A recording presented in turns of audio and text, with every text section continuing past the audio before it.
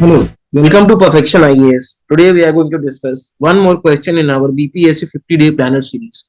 And the question for today is, what is the National Credit Framework or NCRF? How it will achieve equivalence between the general and the vocational education? Give your opinion on its potential to be a game changer for the education sector in India. तो आइए पहले मैं आपको ये question को discuss करता हूँ. Let us learn what actually vocational education is. So you must be knowing that earlier, when the formal education came into being, we had something by the name of vocational education. तो यहाँ पे क्या होता था? The family member used to treat or teach the children their basic activities which they undertook for earning purposes. For example, मान के चलिए अगर कोई कारपेंटर है तो वो अपने बच्चे को कारपेंट्री सिखाते थे. यही है वोकेशनल एजुकेशन. तो क्वेश्चन यही पूछ रहा है कि जो रीसेंट नेशनल एजुकेशन पॉलिसी है जिसमें हमने एनसीआरएफ फ्रेमवर्क को इंट्रोड्यूस किया है, ये जनरल एजुकेशन में वोकेशनल एजुकेशन को कैसे मर्ज करेगा. ठीक है, चलिए let us start the answer. First, when we learn about the introduction to these kind of questions, what you should try to do is that just define the government scheme, या फिर define the scheme, define the initiative, and this will rule the roost for you. Okay, in this case, what is NCRF? So NCRF first of all is an umbrella framework. Umbrella क्यों है? क्योंकि इसके अंदर बहुत सारी चीजें. So you need to mention this keyword. This is an umbrella framework for what? For skilling, skill provide करना. Upskilling, upskilling means कि the skill which you have is obsolete, you need to learn something more. Reskilling, reskilling का मतलब ये है कि जो skill आप जान रहे हो वो अब काम नहीं आएगा, उसको भूल के दूसरा स्किल सीखो. Then we have accreditation. Accreditation is kind of giving legitimacy. And last is evaluation. तो नेशनल क्रेडिट फ्रेमवर्क जो है वो इन 5 पैरामीटर्स पे काम करेगा.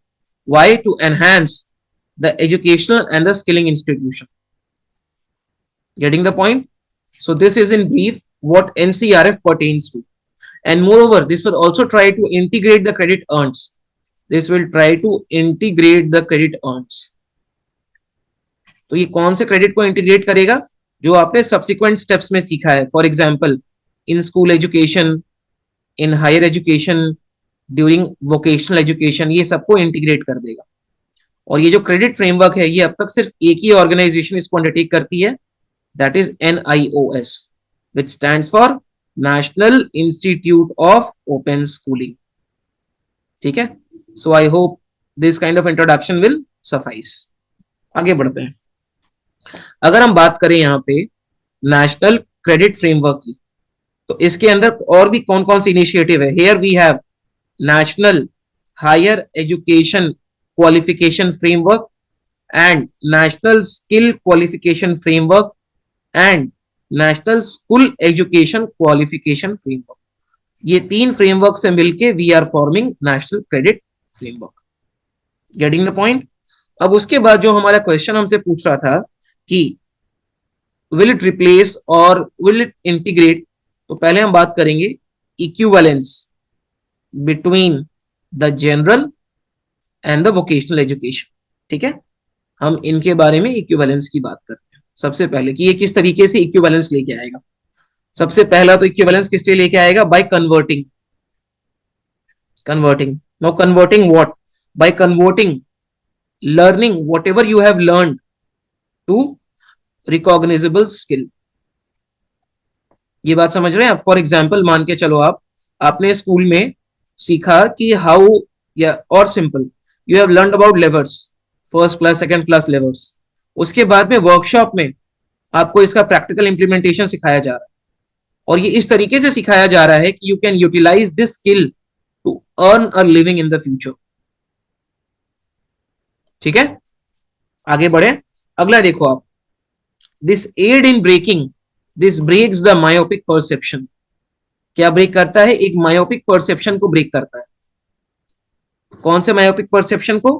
कि every short term course, each and every short term course is a standalone course which has no relevance or which cannot replace the long term ones.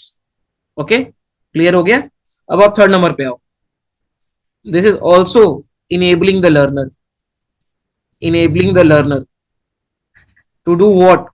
To drop a subject which he has already learned, to drop a subject which he has already learned and opt for a new one.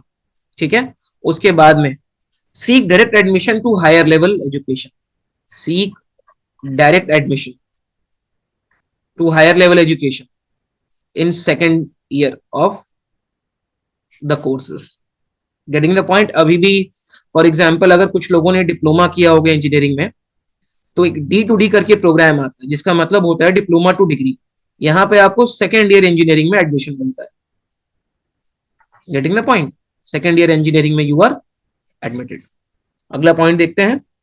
It will also facilitate multiple entry and exit. ये किस चीज को facilitate करेगा?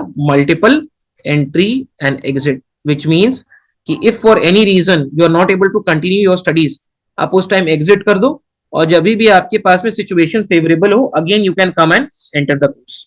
ठीक है. उसके बाद में this will also give a formality या फिर formalise the system of credits. अभी हम लोग क्रेडिट सिस्टम पे काम नहीं करते हैं, लेकिन एक बार अगर नेशनल क्रेडिट फ्रेमवर्क आ जाएगा तो ये क्रेडिट सिस्टम को भी फॉर्मलाइज करने में बहुत हेल्प करेगा. Getting the point? उसके बाद में it will also ensure that vocational and academic education are interlinked, और एकेडमिक को हमने इंटरलिंक कर दिया है. So these are few ways in which we can develop equivalence between education which is based on vocation and education which is based on academic pursuit. ठीक है. Now how it has the potential to be the game changer, किस तरीके से ये game को change कर सकता है. तो इसमें हम लोग स्टेक होल्डर अप्रोच देखेंगे. स्टेक होल्डर अप्रोच ये होता है कि डिफरेंट स्टेक होल्डर्स पे इस पॉलिसी का क्या इंपैक्ट है. तो जो हमारा पहला स्टेक होल्डर है, that is the student itself. Getting the point? So how can it bring change in the life of the student? सबसे पहले this will ensure flexibility. This will ensure flexibility. Now flexibility in what? Flexibility in duration of the courses, entry and exit of the courses, or the kind of course which the student want to study. ठीक है. उसके बाद second क्या होता है? We go through creditization of learning hours. वो जितने भी पीरियड में लर्न कर रहा है, कुछ सीख रहा है, हम उसके लिए उसको क्रेडिट प्रोवाइड करते हैं. So this doesn't become an enjoying pursuit. यह कोई हॉबी नहीं बनता है, बल्कि यह आपके एजुकेशन करिकुलम में आपको एडिशनल एडवांटेज देता है. Getting the point? अगला जो स्टेक होल्डर है, that is the institutions itself. ठीक है. Now how is it beneficial for the institutions? यहां देखो आप, सबसे पहले unification of higher education can be achieve. Unification of higher education can be achieved. Second benefit क्या है? Will promote multidisciplinary education. Will promote multidisciplinary education. Getting the point? यानी कि आप अलग अलग डिसिप्लिन को सीख सकते हैं और एक interrelated kind of an education can be promoted. Then there will be strong collaboration between institution, या फिर inter institution collaboration. Inter institution collaboration. And last but not the least, increase focus on R&D. अब लोग अगर vocational education में काम करेंगे तो वो चाहेंगे कि how can they make the work easier और how can they be more efficient. So इसके लिए R&D will be promoted. Getting the point? Then the next stakeholder is the government itself. How will it prove beneficial for the government? First of all, this will help in increasing the enrolment of the student, और this will also decrease the dropout. क्यों dropout है? क्योंकि यहाँ पे multiple entry और exit है. एक बार अगर आपने एग्जिट कर दिया, there is a scope in the future that you can enter the school curriculum. उसके बाद में reaping the demographic dividend. Reaping the demographic dividend. अभी ये बोला जा रहा है कि the Indian youth they lack skill. Though jobs are there लेकिन उनके पास स्किल ही नहीं है. So for this national credit framework will prove beneficial and the demographic dividend can be reaped. Getting the point? और लास्ट में it can help transform India into the skill capital of the world. हम India को skill capital बना सकते हैं. ठीक है, आगे बढ़े. चलिए, अब इंडस्ट्री के लिए इसमें क्या बेनिफिट्स हैं? इंडस्ट्री के लिए ये चार स्टेक होल्डर्स के बारे में हम यहाँ बात करते हैं. सबसे पहले, industry will get skilled workers.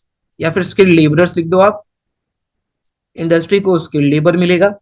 उसके बाद में क्या है, this will also increase the employability of the student, students के लिए भी एम्प्लॉयबिलिटी इंक्रीज होगी। और लास्ट में अपस्किलिंग, द इंडस्ट्री में also help and can reap the benefit of upskilling. Getting the point? Now next we also have some challenges. कोई भी ऐसा फ्रेमवर्क या पॉलिसी नहीं आती जिसमें कुछ उसके सब्सिक्वेंट चैलेंजेस नहीं होते। So what are the challenge? The first challenge is how will you define the credit value. आप क्रेडिट वैल्यू को कैसे डिफाइन करोगे कि वोकेशनल एजुकेशन में कितना क्रेडिट देना है, स्कूल एजुकेशन में कितना क्रेडिट देना है। So these all things will be very difficult. More over, status quo approach of the institution, अभी तक जो हमारा अप्रोच चल रहा है उसको अचानक से चेंज करने के लिए the institution, student and the government, they won't be very friendly. ठीक है। उसके बाद में डायलेमा बिटवीन द स्टूडेंट्स या डायलेमा अमंग द स्टूडेंट कि is this policy actually helpful. Getting the point? So these are very major points which we need to highlight. Next is mapping of the courses is a challenge. Mapping of the courses is a challenge. उसके बाद में we also need to maintain equity between courses, क्योंकि कुछ course होंगे that will be more attractive and some will be less attractive. So it is a role of the government to make all the courses equally attractive among the students. ठीक है। Now last is the way forward. Now what is the way forward for this particular thing?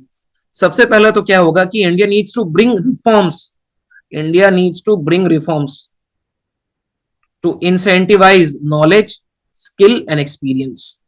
ठीक है। उसके बाद में there should also be credit for knowledge acquisition, कि आपने कितना नॉलेज गेन किया है, सिर्फ लर्निंग आवर्स ही नहीं बट द नॉलेज ऑल्सो।